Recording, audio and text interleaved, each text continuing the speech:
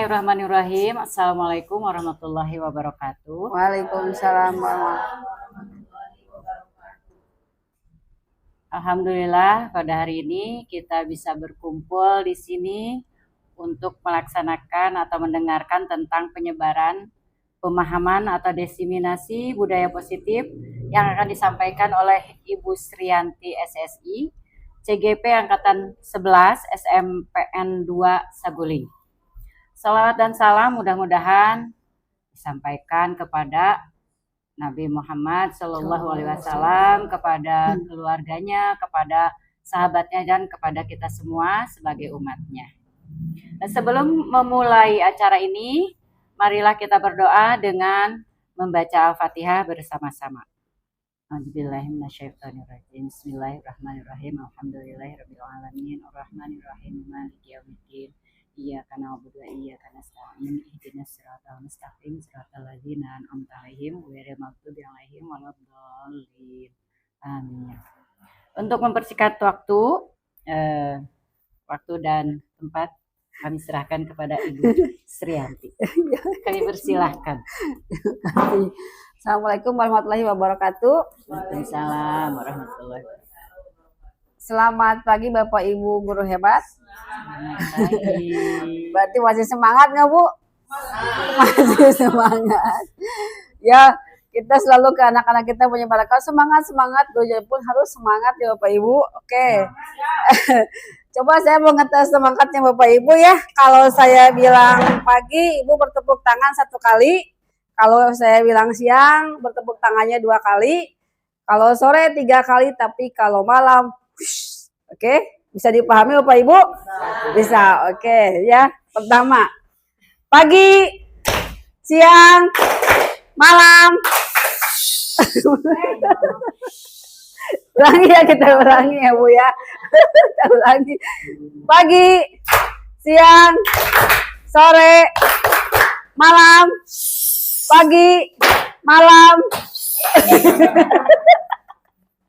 Oke, ya. Konsentrasi Ibu ya. Oke, siap Ibu ya. Oke, sekali lagi ya, biar tambah semangat. Ibu apa nggak lagu tepuk semangat? Tepuk semangat apa? Apa? Yuk kita berdiri biar tambah semangat, biar fresh kan. Jam-jamnya itu jam-jam rawan ya. Silakan Bapak Ibu berdiri. Kita tepuk semangat ya. Tepuk semangat.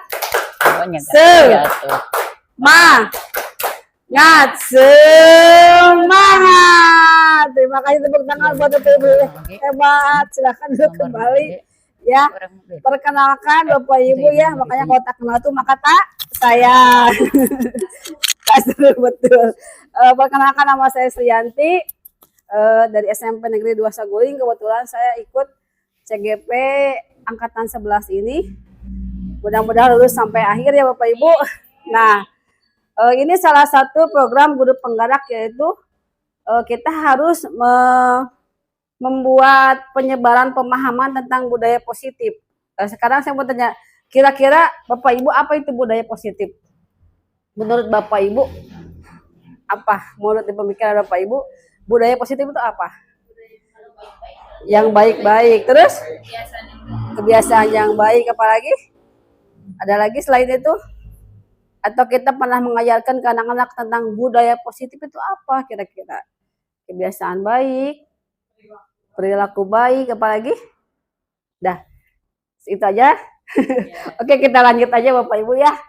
Nih, saat ini adalah penyebaran pemahaman diseminasi budaya positif. Nah, ini ya, filosofi atau budaya positif atau ekosistem positif menurut Ki Hajar Dewantara. Kita ambil contoh perbandingannya dengan hidup tumbuh-tumbuhan seorang petani.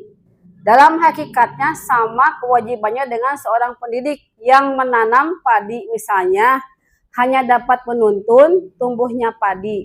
Ia dapat memperbaiki kondisi tanah, memelihara tanaman, memberi pupuk dan air, membasmi ulat-ulat atau jamur-jamur yang mengganggu hidup tanaman, padi, dan lain sebagainya. Jadi sini ya, menurut filosofi Ki Hajar Dewantara, pendidikan itu hanya menuntun, ya.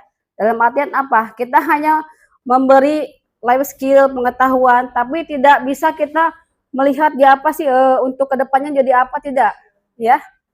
Jadi kita seperti seorang petani hanya menanamkan benih, melihat pertumbuhannya, tapi tidak bisa anak si tanaman itu mau jadi apa, misalnya mau buahnya banyak atau sedikit, kita tidak tahu ya hasilnya seperti apa. Jadi seorang guru hanya bisa menuntun di sini ya, menurut filosofi Ki Hajar Dewantara tentang pendidikan. Sampai di sini ada yang bertanya atau belum paham? Insya Allah paham. Bu Mila gimana? Jadi seorang guru itu hanya kalau di dalam pendidikan itu menurut filosofi Ki Hajar Dewantara itu hanya menuntun ya, membimbing. Jadi kalau untuk kedepannya antara bakat minat anak itu kita balikan, ia tidak boleh mendoktrin sebagai seorang guru. Tapi dalam kenyataan di lapangan antara guru SD, SMP dan SMA itu berbeda, Bu. Ya, kalau SD banyak gurunya hoaknya, wah, karena apa? Anak-anak kita kan untuk usianya ya, mereka masih harus dia ada dibimbing. Hai anak, jangan ini, jangan itu. Kalau untuk SMP berbeda, Bu. Hanya di anak gak boleh gitu, iya. Assalamualaikum Bapak. Siap. Ini eksplorasi konsep yang akan kita bahas dalam kali ini ya. Perubahan paradigma stimulus respon lawan tentang teori kontrol. Yang keduanya, arti disiplin dan 3 motivasi perilaku manusia. Yang ketiganya, keyakinan kelas, hukuman, dan penghargaan. Yang keempat, kebutuhan dasar manusia. Yang kelima, posisi kontrol sebagai guru seperti apa ya.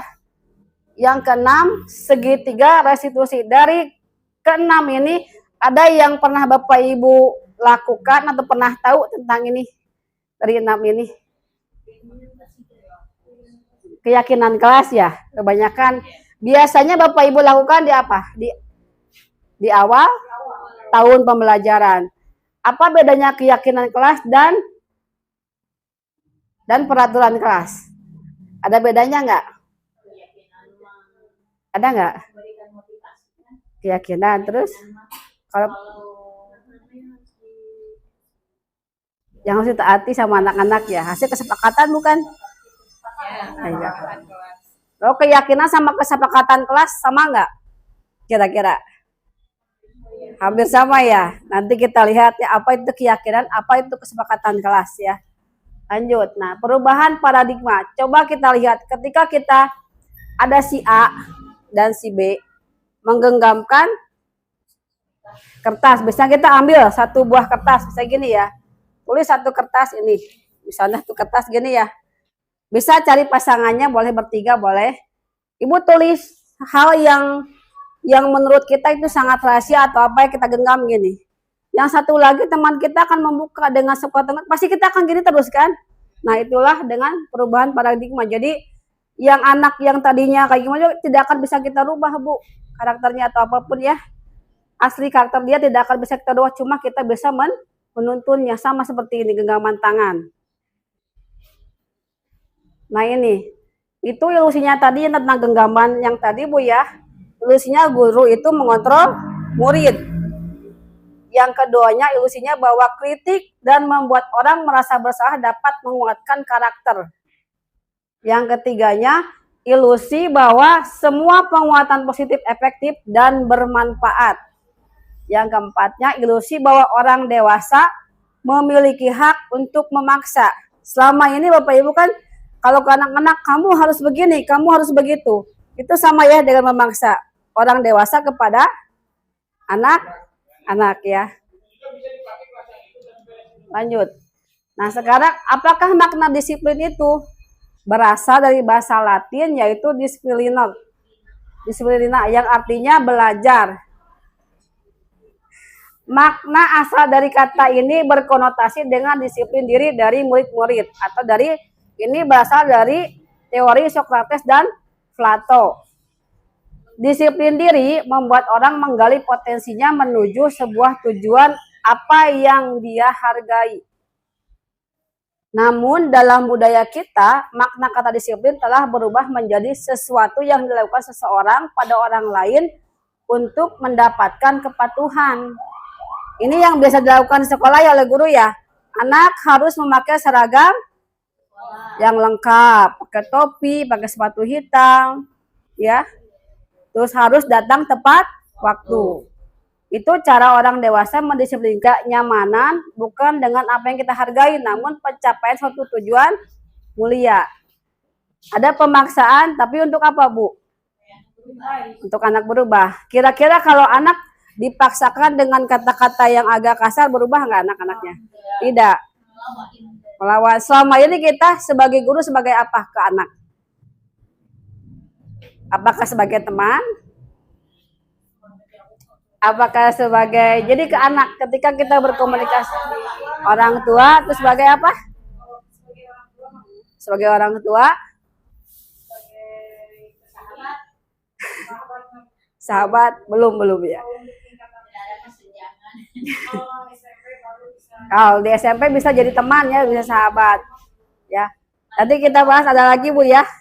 Kalau guru sebagai teman, sebagai penghukum, sebagai pembuat kesalahan itu seperti apa ya? Nah ini teori motivasi perilaku manusia. Yang pertama itu kalau kita untuk disiplin untuk apa? Menghindari ketidaknyamanan atau hukuman. Pasti anaknya nih ya.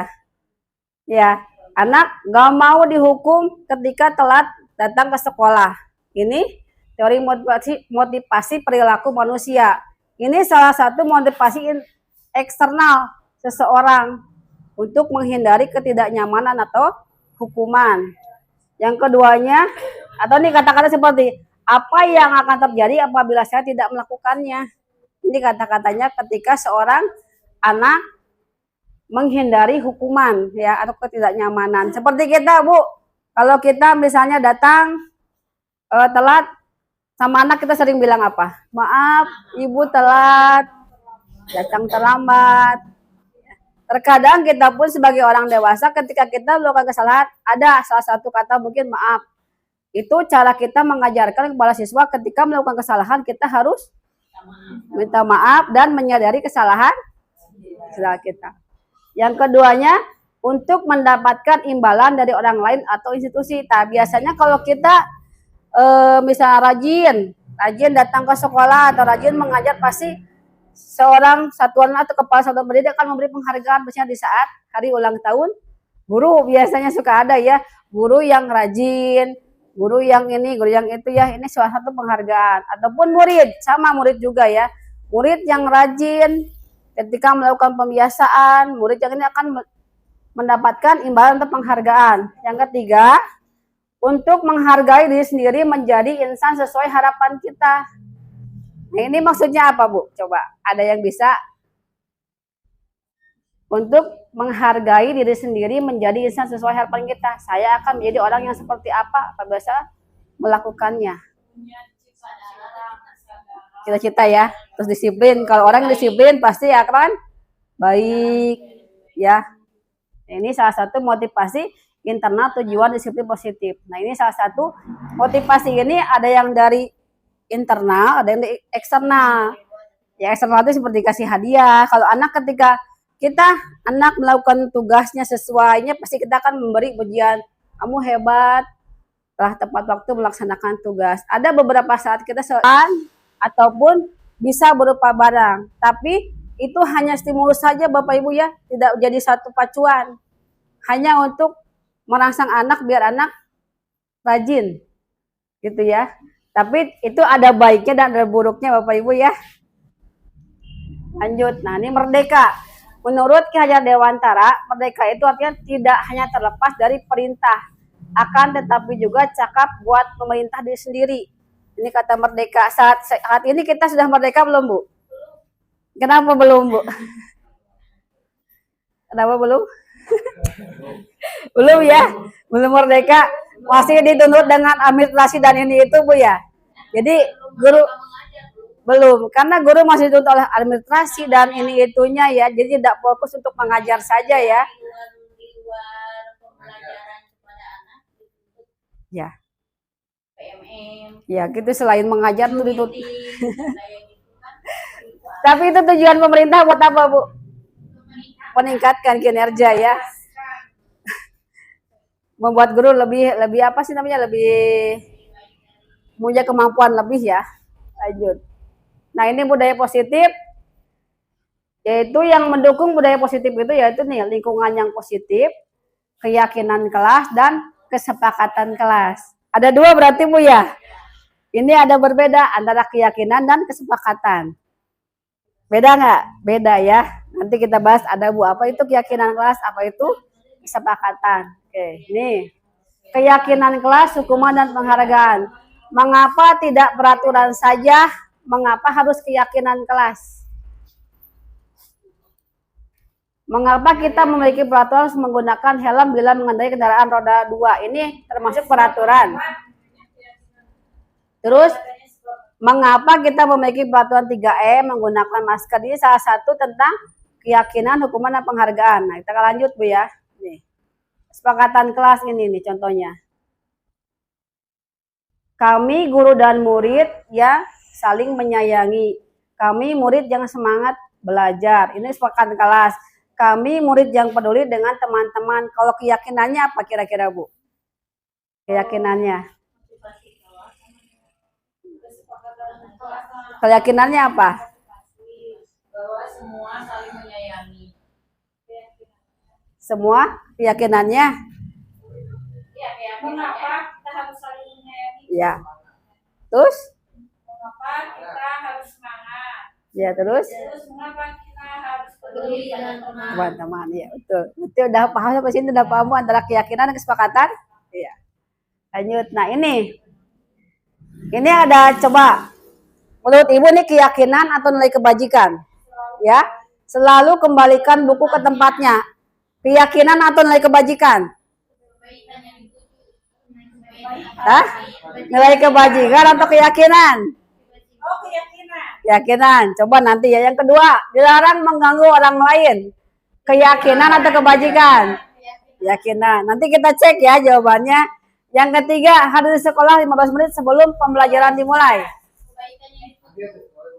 Keyakinan atau kebajikan? Nilai kebajikan? Keyakinan. Oke. Yang keempat, dilarang melakukan kekerasan. Keyakinan. Dilarang menggunakan narkoba. Bergantian atau menunggu giliran. Kebajikan. Gunakan masker. Jangan berlari di kelas atau koridor. Ya, kita cek jawabannya ya.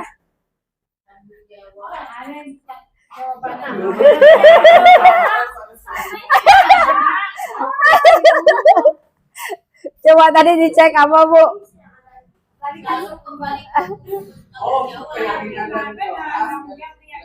Yang ditujunya Bapak Ibu. Ya. Coba dilihat di atasnya Bu tuh. Ini nah. Ya. Berarti Ibu belum bagus. Oke, kita berdiri ya. Sudah mulai ngantuk. Silakan Ibu berdiri. Kita berdiri. Ya. Kita berdiri.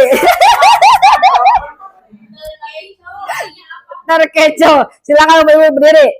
Kita gerakannya kayak gini Bu ya. 1, 2, 3, 4, 5, 6, 7, 8. Lagi 1, 2, 3, 4, 5, 6, 7, 8. Sekarang kita sambil nyanyi pada hari Minggu ya. Coba pakai gerakan 1, 2, 3. Pada hari Minggu ku turut ayah ke kota. Naik delman istimewa, ku duduk di muka. Ku duduk samping Pak Kusir yang sedang bekerja. Mengendarai kuda supaya baik jalannya. Tuk tik tak tik, tuk tik tak tik, tuk tik tak tik, tuk. Tuk tik tak tik, tuk tik tak tik, tuk tik tak tik, tuk. Tuk tik tak tik, tuk tik tak tik, tuk tik tak tik, tuk. Udah tepuk tangan. Bingung nggak Bu? Masih bingung? Bingung. Bapak lihat pandangan. Ya, balik lagi ya. Kebayaan pres. Nah, ini kesepakatan kelas Bu ya. Nih, kesepakatan kelas sama keyakinan berbeda ya. 1, mengamalkan ajaran agama untuk kebaikan bersama. Yang kedua, rasa aman adalah baik hak setiap orang, tertib saat belajar mengajar, menjaga kebersihan diri sendiri, kelas dan lingkungan sekolah, menciptakan suasana sejuk dan teduh di lingkungan sekolah, saling mengingatkan, mendukung dan membantu antar sekolah, terus menata ruang kelas dengan gambar-gambar edukasi yang menarik. Ini kesepakatan kelas, Bu. Selama ini kita ya salah, Bu ya, kesepakatan kelas tidak boleh ini, tidak boleh itu. Itu mah keyakinan, Bu ya. Lanjut. Nah, ini tindakan guru. Hukuman atau sanksi. Yang pertama, mencatat 100 kali di dalam buku kalimat saya tidak akan terlambat lagi karena terlambat di sekolah. Hukuman atau sanksi atau konsekuensi? Hukuman. Sanksi, oke. Lari mengelilingi lapangan basket 2 kali kalian terlambat hadir di sekolah. Hukuman. Murid diminta untuk push up 15 kali kalau tidak menggunakan masker di sekolah. Hukuman atau konsekuensi? Apa Ibu? Apa Ibu? Ayo, apa pendapatnya? Ya, so. Menggantikan kertas tugas teman yang telah dicoret-coret. Hukuman atau konsekuensi? Membersihkan tumpahan air di meja tulis karena tersenggol pada saat belajar. Konsekuensi. Memiliki murid tidak mengenakan sepatu seharian di sekolah karena tidak mengenakan sepatu hitam. Hukuman atau konsekuensi? Lari mengelilingi lapangan basket 2 kali karena terlambat 10 menit untuk pelajaran PJOK. Hukuman. Baik, kita lihat jawabannya ya. Didit. Benar nggak? Ya. Ada yang salah tadi dari jawaban Bapak Ibu? Ada. Yang mana? Yang push up. Push up seharusnya apa? Jadi hukuman. Masih tertukar ya Bu ya antara hukuman dan sanksi atau konsekuensi. Enggak, ya, ini kadang kita suka terkecoh antara kalimat-kalimat ini Bu ya. Ada kata kuncinya apa gitu. Lanjut. Nah ini perbedaan hukuman dan membuat anak sakit fisik maupun hati untuk jangka waktu lama. Ketiga, anak membenci kedisiplinan, paksaan, mendorong anak menyakiti diri sendiri, konsep diri yang buruk, anak belajar untuk menyembunyikan kesalahan, marah, rasa bersalah, dipermalukan, merasa tak dihargai. Ini namanya hukuman. Ya, efek dari hukuman kayak gini Bu ya. Nah, kalau sanksi dan konsekuensi ini sesuatu yang terjadi, membuat anak merasa tidak nyaman dalam jangka waktu pendek. Anak menghargai disiplin, stimulus atau rangsangan tanggapan, mendorong anak agar mudah menyesuaikan diri, konsep diri yang baik, anak belajar untuk mematuhi peraturan, kehilangan hak, dibuat tidak nyaman, diasingkan untuk sementara. Ini ya antara perbedaannya Bu. Ya, mending sanksi ya. Jadi membuat anak menjadi tanggung jawab dan tahu akan kesalahan sendiri. Nah ini, posisi kontrol sebagai guru. Yang pertama itu penghukum. Ya. Gurunya itu seperti apa sih Bu? Menghardik, menunjuk-nunjuk, menyakiti, menyindir. Terus guru berkata, kalau kamu tidak melakukan, awas ya. Ada ancaman, itu salah satu. Menyalahkan orang lain dan berbohong hasil anaknya nih Bu ya. Yang keempatnya, murid nanti juga marah-marah lagi. Pasti murid berkata begitu seperti itu. Terus dampak pada murid mengulangi kesalahan. Berceramah dan mengatakan seharusnya atau ibu kecewa. Kamu seharusnya sudah tahu ibu lelah sekali mengatakannya. Ibu stres, terus menyembunyikan atau menyangkal berbohong. Terus ini kaitan dengan dunia berkualitas, murid meletakkan guru di dalam dunia berkualitas. Jadi anak pasti memandang kita, oh guru itu perhatian dengan kita. Terus ininya, murid berkata, maafkan saya. Pasti murid akan ketika kita sadarkan, Bu, maafkan saya melakukan kesalahan. Yang selanjutnya, merasa rendah diri dampaknya. Jadi ada baiknya, ada tidaknya.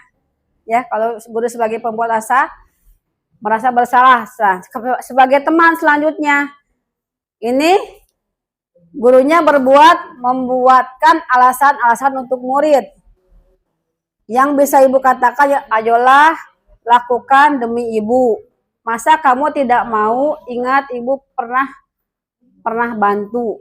Terus yang selanjutnya, hasilnya ketergantungan. Kalau ini bu ya jadi anak-anak teh kumaha guru nawe, kumaha si ibu, kumaha si bapak. Ya. Terus yang ini, murid meletakkan guru sebagai orang yang sangat penting di dunia berkualitas. Jadi kita dirasa penting oleh muridnya, tapi jadi ketergantungan. Tidak bagus untuk muridnya bu ya. Yang selanjutnya murid berkata, saya pikir bapak ibu teman saya, ternyata begitu. Nah nanti kalau anak ketika melihat kita, aduh si ibu tuh ibu peri lah yang selalu membantu saya, tiba-tiba kita saat tidak dalam keadaan mungkin emosi tidak normal, tiba-tiba marah sama anak, si ibu padahal baik, ternyata si ibu kayak gitu. Jadi ini akan hasilnya ke anaknya ya. Nanti anak menjadi lemah, tidak mandiri dan tergantung.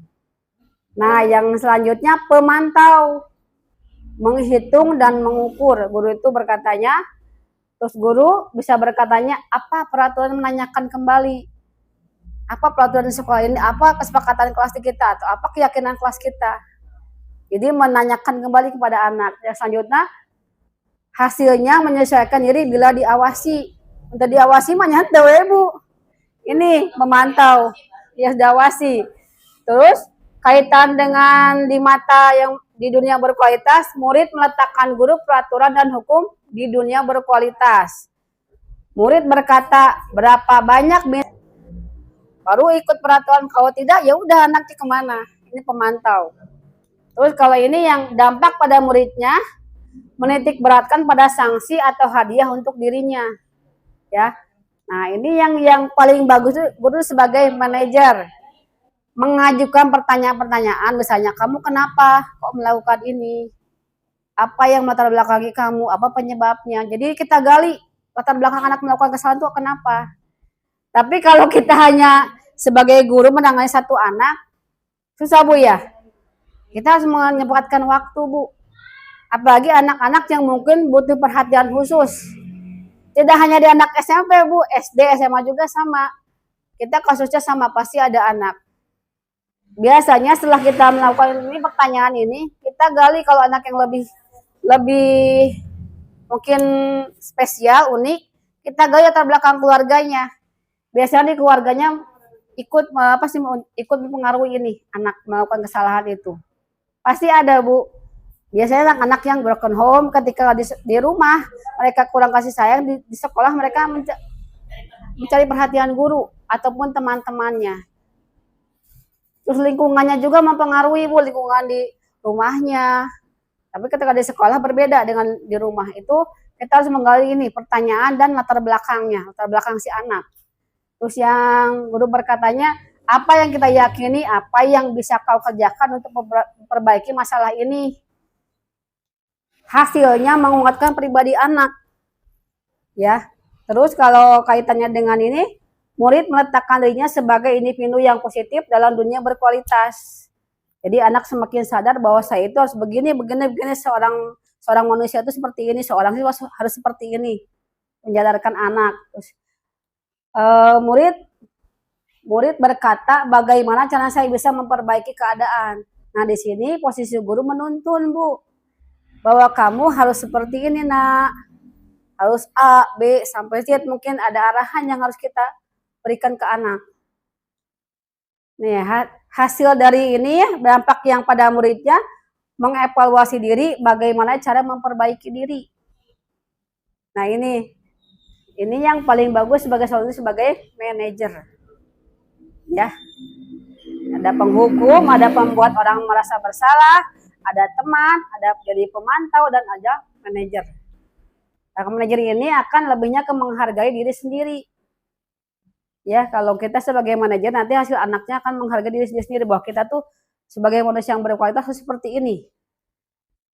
Ini butuh kesabaran seorang guru Bu sebagai manajer. Ya.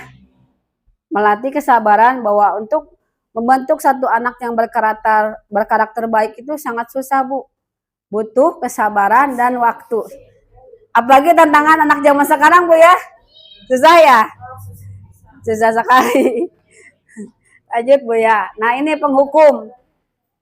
Kita lihat salah satu penghukum. Benar nggak, Bu? Pak, benar nggak? Kalau sebagai penghukum kayak gini? Terus misalnya terlambat lagi, pasti terlambat lagi, selalu datang terlambat. Kapan bisa datang tepat waktu? Nah, kalau harusnya gini, tanyakan pada diri sendiri, bagaimana perasaan murid bila guru berbicara seperti ini pada muridnya datang terlambat? Kira-kira muridnya akan berperasaan seperti apa, Bu, kalau Ibu berkata seperti ini? Ya, kesel ya? Kesel. Marah. Misalnya Ibu berkata ini kayak gini nih kepada murid, kira-kira perasaan murid seperti apa? Kesel, marah, sebelnya, jadinya dendam nggak? Nah, belotot. Kalau Ibu sebagai murid dikatanya seperti itu seperti apa, Bu? Rasanya marah ya. Si Ibu beli abi nggak selumpatan masih kenapa terus dicarekan. Ini mau berarti apa, Bu?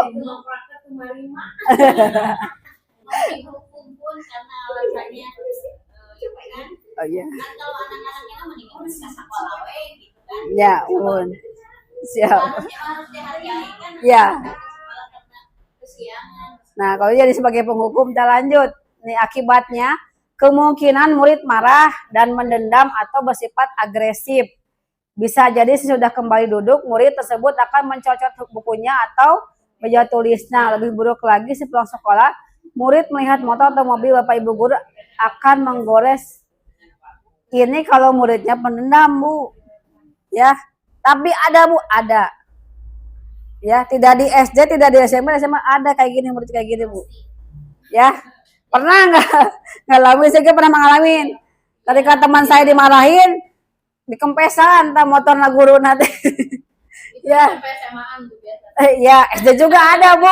SD juga ada. Kalau yang ya. Itu salah satu anak yang unik, Bu ya, itu PR bagi kita sebagai guru ya. Yang kedua ini, pembuat orang lain merasa bersalah.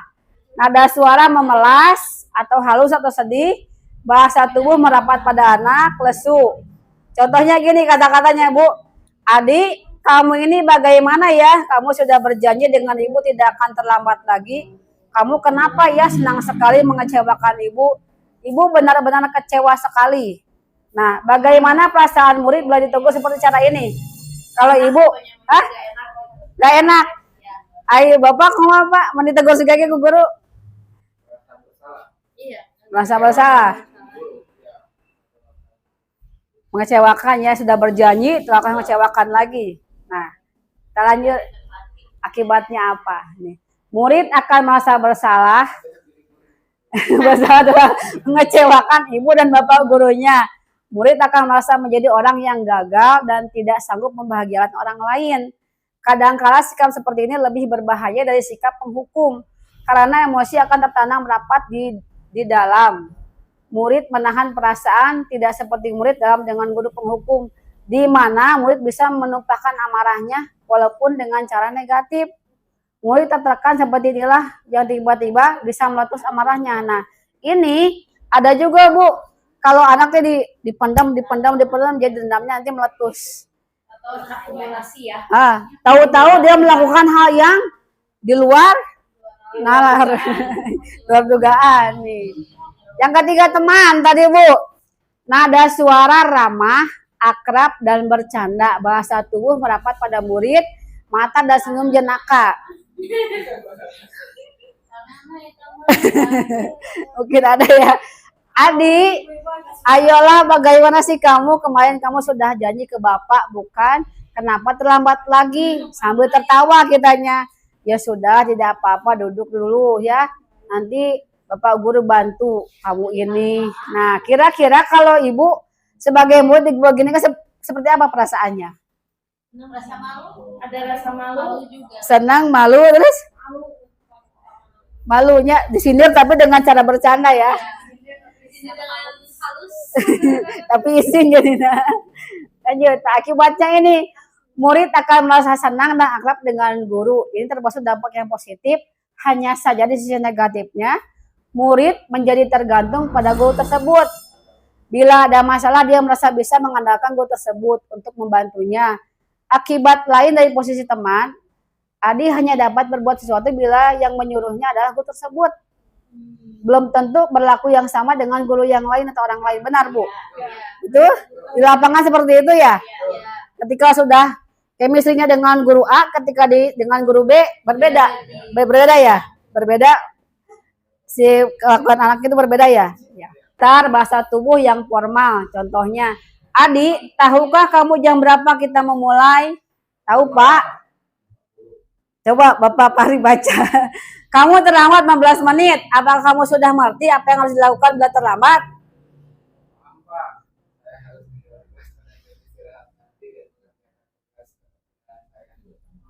Ya, benar. Nanti pada saat jam istirahat, kamu harus sudah di kelas untuk menyelesaikan tugas yang tertinggal tadi. Saya tunggu. Nah, kalau Ibu sebagai murid dibeginikan seperti apa, Bu, perasaannya?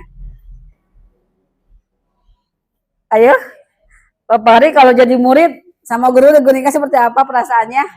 Yang harus mengikuti aturan itu harus mengerjakan saat istirahat. Jadi tahu teman-temannya istirahat. Tahu ya? Dia harus mengerjakan biar disiplin. Jadi tahu perasaan anaknya emang ada marah. Cuman kan kalau misalnya dibiarkan si anak. Jadi kalau perasaan Ibu jadi muridnya, jadi seorang muridnya ketika diginikan oleh gurunya seperti apa? Ini jadi apa? Tahu kesalahan. Oke aja. Oke aja. Masih sadar aja ya. Sadar aja. Nih, efeknya nih akibatnya, Bu ya. Murid memahami sanksi yang harus dijalankan karena telah melanggar salah satu peraturan sekolah.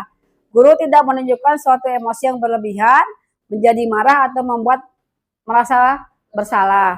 Murid tetap dibuat tidak nyaman, yaitu dengan harus tinggal di kelas pada jam istirahat dan mengerjakan tugas. Guru tetap harus memonitor atau memantau murid yang saat mengerjakan tugas di jam istirahat. Nah, itu. Ya? Nah, ini. Ya, tapi ada Bu di kelas 9 seperti ini. Ada di kelas 9. Jadi nggak ngerjakan di sini, nungguin kita di kelas. Kalau nggak gitu, kemana dia melecet? Ada. Kelas 9, ada. Jadi namanya penanganan anak siswa unik itu tidak hanya SD, SMP, SMA. Pasti ada itu, Bu. Itu sebutnya siswa yang unik. Itu PR bagi guru, unik sekali. Nah, ini manajer. Nada suara tulus, bahasa tubuh tidak kaku, mendekat ke murid. Contohnya, saya sebagai guru ya, Bu Nur sebagai murid. Adi, apakah kamu mengetahui jam berapa sekolah dimulai? Tahu, Pak. Guru. Ya, saya jadi kamu terlambat. Ya, bagaimana kamu akan memperbaiki masalah ini?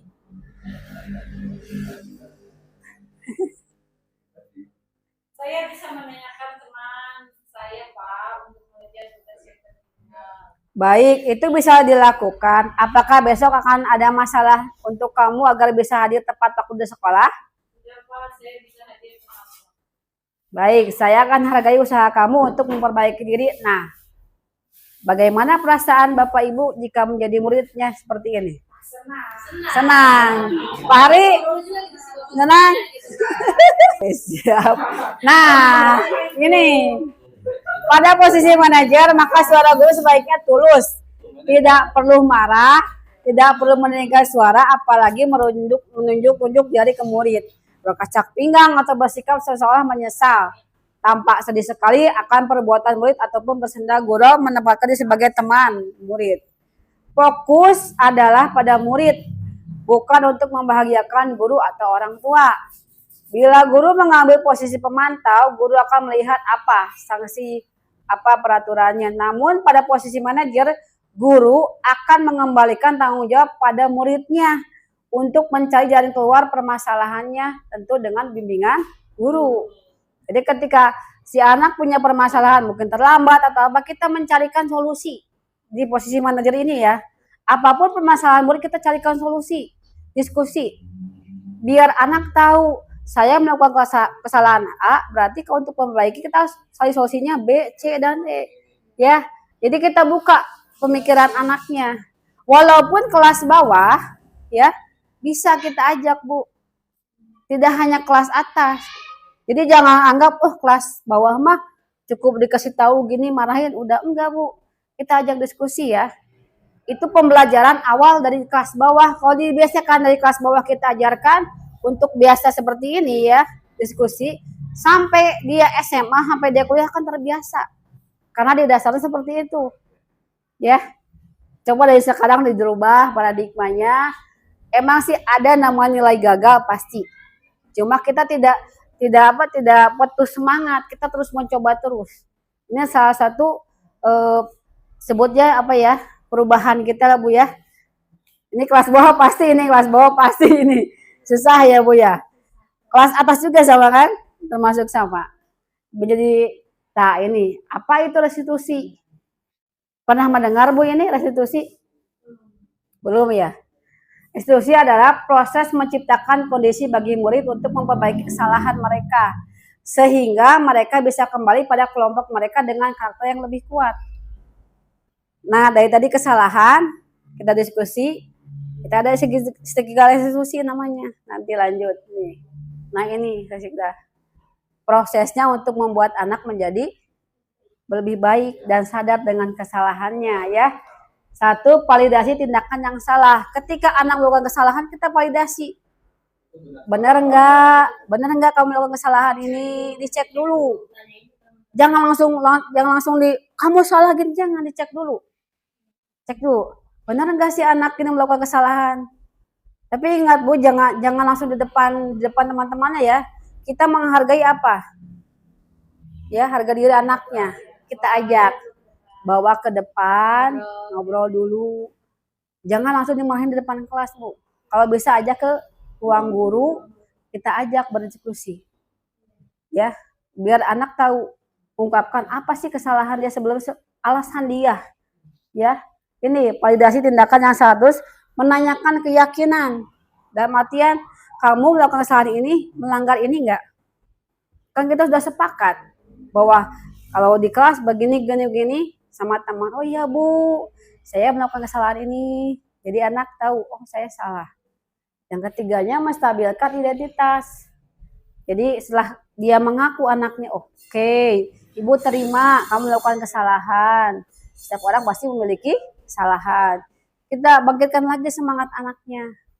Ya. Ini namanya segitiga restitusi ya. Pertama, validasi tindakan yang salah, kedua menanyakan keyakinan, ketiga menstabilkan identitas. Baru tahu ya Bu, nih segitiga ini ya. Baru mendengar. Lanjut ini. Nah ini, untuk membuat anak yang merasa gagal karena berbuat salah menjadi positif terhadap dirinya, menstabilkan identitas ya. Contohnya ini Bu, guru berkata berbuat salah itu hal yang manusiawi. Tidak ada manusia yang sempurna. Bapak Ibu juga buat kesalahan, pernah salah gitu ya. Kita pasti bisa menyelesaikan permasalahan ini. Ini beberapa kata yang mungkin harus kita bicarakan atau kita ucapkan kepada anak. Lanjut. Nih, validasi tindakan. Membantu siswa mengenali basic authority atau kebutuhan yang ingin dipenuhinya ketika melakukan kesalahan itu. Pada dasarnya tindakan manusia tujuannya adalah memenuhi atau apakah itu power, freedom, life, belonging, fun atau survival ya. Ini beberapa kata yang biasa diucapkan oleh guru ketika validasi tindakan yang salah. Nah, yang ketiga, menanyakan keyakinan. Anak melihat kesalahannya dihubungkan dengan norma sosial dan nilai yang mendasar manusia. berinteraksi dengan orang lain. Guru berkata misalnya ini nih. Nih.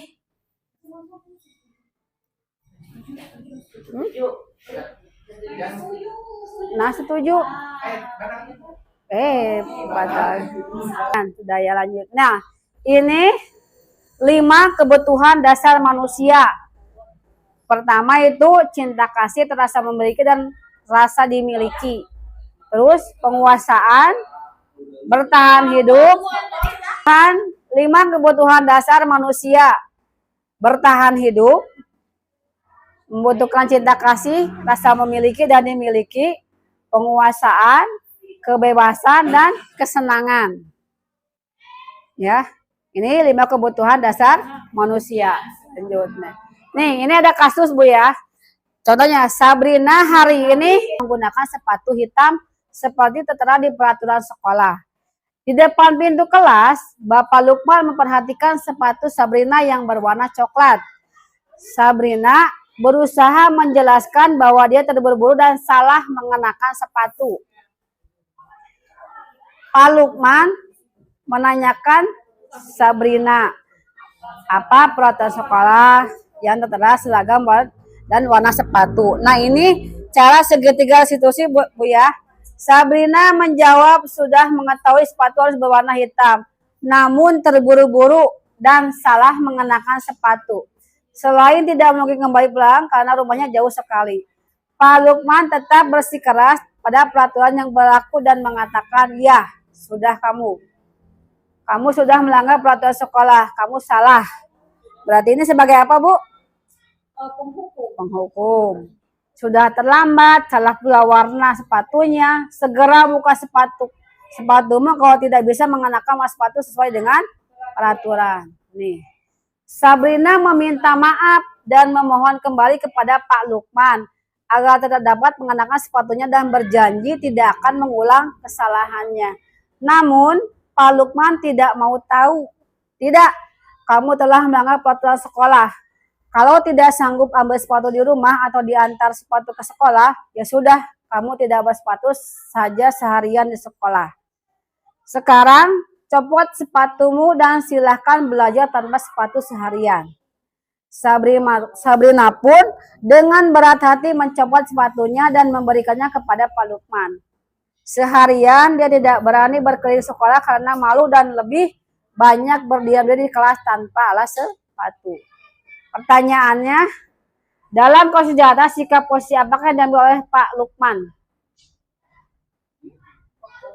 Penghukum. Langsung menyalahkan, terus langsung. Nah, indikator yang tanda ya Pak Lukman bersikeras dengan peraturan yang berlaku. Di sini Pak Lukman sebagai penghukum. Keduanya, bila Bapak Lukman mengambil posisi seorang manajer, apa yang akan dikatakan? Kenapa sepatunya hitam?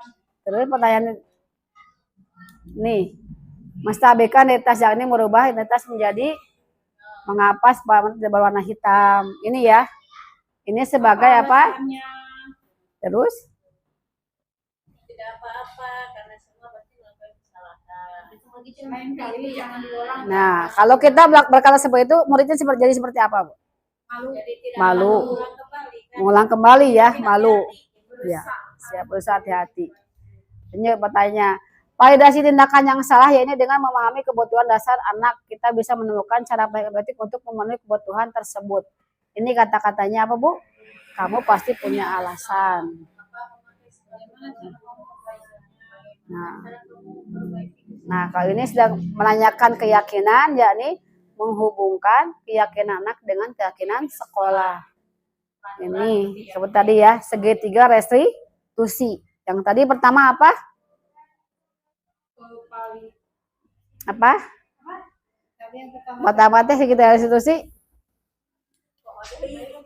Menstabilkan identitas, terus validasi tindakan, menanyakan keyakinan. Nah, ini kira-kira bila Anda dan kepala sekolah di sekolah tersebut nilai kebajikan apa yang dituju pada peraturan berwarna hitam? Kedisiplinan, keindahan, tanggung jawab. Ya, kesimpulan, budaya positif harus dibangun untuk menumbuhkan motivasi internal melaksanakan disiplin positif bagi murid yang nantinya akan ikut berpengaruh kepada pencapaian misi dan misi sekolah.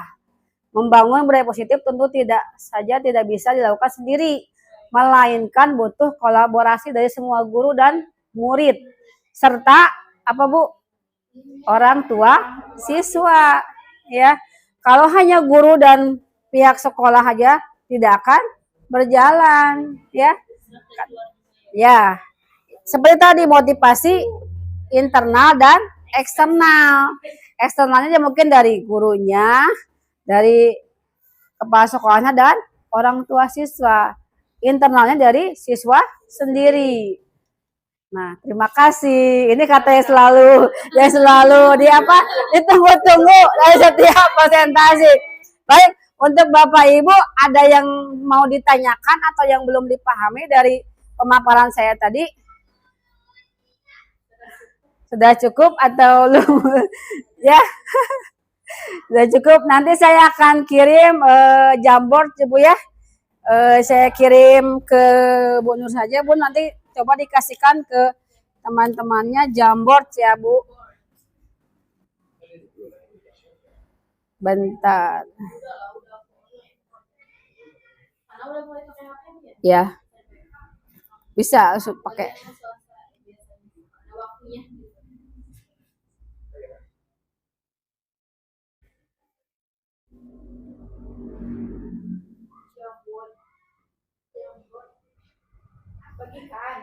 Hah? Bentar. Ke Bu Nur.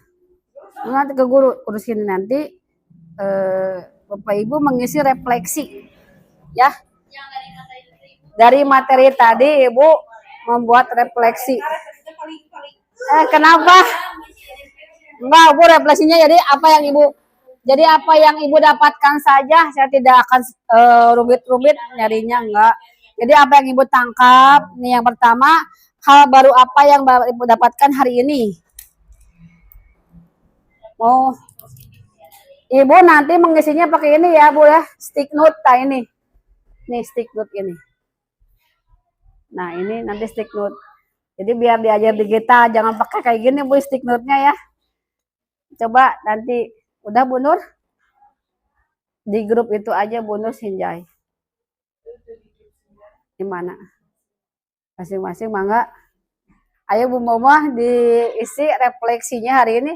Hal baru apa yang Bapak Ibu dapatkan hari ini? Atau sambil menulis mangga, Bu mau pada sambil nulis di sini. Nanti kita tempel. Ibu mangga. 1, 2. Di sini langsung boleh. Ini ada 3 ya. Hal baru apa yang Bapak Ibu dapatkan hari ini? Ada apa Pak Hari? Sudah? Sudah? Di stick note ini Bu. Nih, tombol ini. Nih, stick note, klik. Langsung. Nama, titik 2. Langsung isi. Nah. Harus pakai aplikasi. Oh ya sudah. Berarti kalau pakai HP pakai aplikasi sih. Ini aja Bu ya. Oke. Coba ini 3. Tuh hitam ya. Nanti apa-apa. Nih kita pakai stick note. Jadi saya udah alternatifnya. Isikan yang nomor 1.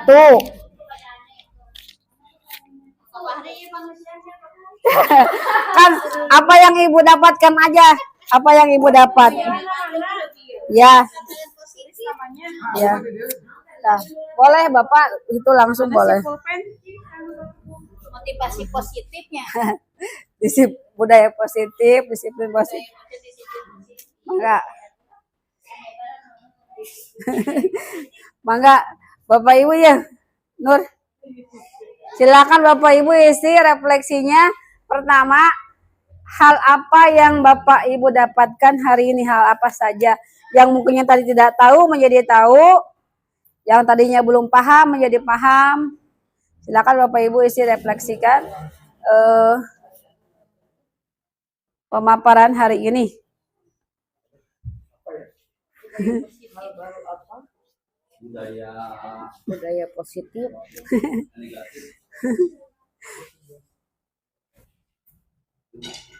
Apa sayangku? Apa sayangku? Budak itu Sudah? Sudah? Yang kedua ya. Hal baru apa saja yang Bapak Ibu dapatkan hari ini saat Bapak Ibu mengikuti kegiatan ini? Yang satu, hal baru apa yang Bapak Ibu dapatkan hari ini? Yang kedua, bagaimana perasaan Bapak Ibu mengikuti kegiatan ini?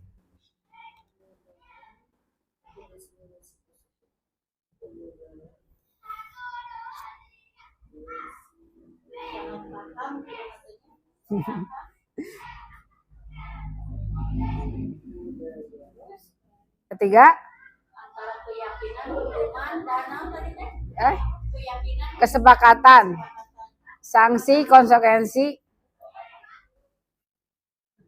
ya Dun.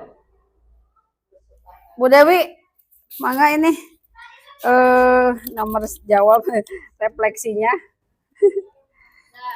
Dah. Yang ketiganya, berikan masukan atau koreksi dari kegiatan ini. Kalau Sina ada yang Kosongin aja. dia pasti ada masukan, misalnya ada apa, kurang apa mungkin, atau gamenya atau masukan apa. Ini yang pertama ya Bu Dew.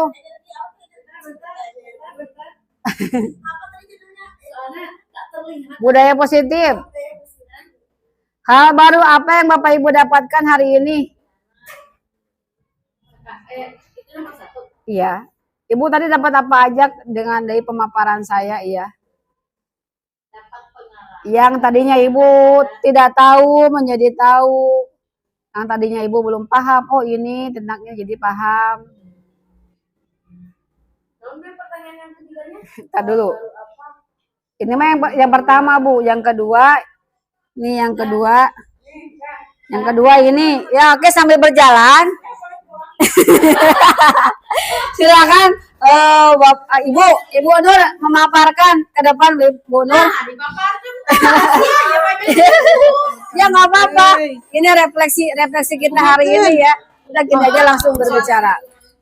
Hal tentang hal masih balikan deh. Ilmu yang bisa dapatkan untuk hari ini yaitu hal tentang perbedaan antara keyakinan dengan kesepakatan kelas, sanksi dan hukuman. Kemudian perasaannya menyenangkan karena banyak ilmu baru yang didapatkan. Kemudian masukannya memberikan banyak lagi contoh kasus tentang kedisiplinan kelas. Oke, bentar Bu ya. Kita kasih mantap gini ya caranya. Mantap. Oke, siap. 1, 2, 3 buat Bu Nur. Mantap. Tepuk tangan. Silakan Ibu. Mangga, silakan Ibu. Jadi kita tahu biar teman-temannya juga tahu, Mangga Ibu. Mangga. Udah Bu, nomor 2. Nomor 2. Silakan Ibu. Mangga. Selama pemaparan materi ini, saya jadi lebih mengetahui berbagai cara dan juga sikap yang akan dilakukan oleh guru itu kepada muridnya agar menjadi lebih baik lagi. Yang pertanyaan yang kedua, bagaimana? Perasaannya senang, seru juga karena lebih mengetahui banyak hal yang sebelumnya saya tidak pernah tahu. Siap, ya. Yang pertanyaan yang ketiganya, mungkin dari segi lebih banyak contoh lagi. Siap. Namun mungkin lebih menarik apabila memakai animasi, tidak seperti perkataan aja. Siap. Ya, terima kasih. Kita kasih mantap ya. 1, 2, 3. Mantap. Mangga sekarang Bapak Pari kan. Sekarang aja Bapak Pari. Silakan Bapak Pari. Udah Bu, yang ketiganya? Ketiganya Bu, masukan atau saran atau kritikan, maka di situ. Untuk tembok yang situ pertama aja Bu, hal kita baru di yang ayo mangga saya dapatkan di kegiatan hari Nanti ini pegang ya dulu. tadi menjadi tahu perbedaan antara hukum dan sanksi gitu. Ya. Terus bagaimana cara menyikapi terhadap anak yang bermasalah di dalam kelas, yang baik tuh kayak gimana, terus bagaimana perasaan mengikuti kegiatan ini menyenangkan, Ya. tapi sedikit kadang-kadang hilang fokus juga ya. Kan terlalu banyak. Iya. Terus yang ketiga apa tadi? Masukan. Oh, kritik dan saran ya. Masukannya paling ya benar tadi ditambahin sedikit animasi atau permainan-permainan gitu yang kayak lebih energik biar Siap. tidak bosan, tidak hilang fokus gitu, Bu. Siap. Terima kasih. Kita kasih mantap. 1, 2, 3. Mantap. Mangga. WC. Mangga. WC. Sudah 2 kali ya. Oke. Baik. Terima kasih Bapak Ibu ya atas masukannya dan sarannya dan waktunya hari ini telah mendukung kegiatan saya ini, salah satu kegiatan untuk calon guru penggerak. Mudah-mudahan Bapak Ibu kedepannya bisa mengikuti jejak saya sebagai guru penggerak ya, dan lulus kita bareng-bareng. Mari kita menjadi pemimpin pembelajaran dan menjadi agen perubahan ya untuk pendidikan yang lebih baik ya. Kita akan menciptakan generasi emas atau generasi cemerlang. Mudah-mudahan Bapak Ibu semua diberi kesehatan, keselamatan, dan berlimpah rezeki yang berkah ya. Sebelumnya saya minta maaf jika di awal sampai akhir ada kesalahan baik kata atau bersikap yang kurang berkenan. Mudah-mudahan dimaafkan Bapak Ibu ya. Tidak lepas dari manusia, tidak lepas dari kesalahan ya Bapak Ibu ya. Mohon dimaafkan. Selamat bertemu kembali dengan saya mungkin di season berikutnya dengan materi yang lebih seru dan ada animasi yang lainnya Bapak Ibu ya. Terima kasih masukannya. Mudah-mudahan saya lebih berkembang, lebih baik ya. Dan lulus ini dengan hasil yang memuaskan dan bisa menjadi agen perubahan baik di sekolah ini pun di sekolah saya ya. Karena ini salah satu sekolah apa ya? Kenangan saya ya, kenangan saya menjadi saya cikal bakalnya saya di sini. Yang mudah-mudahan sekolah ini juga maju ya. Ada benih-benih guru penggerak semua di sini. Ada yang sudah mulai tergerak dan mulai bergerak dan menggerakkan orang lain juga. Minimal tergerak dulu ingin mengikuti guru penggerak. Dan nanti baru bergerak ikutan ya, mengisi di PMM-nya daftar guru penggerak. Aku harus bisa, aku harus ya, mudah-mudahan ya. Setelah ini terima kasih. Akhir kata, wassalamualaikum warahmatullahi wabarakatuh.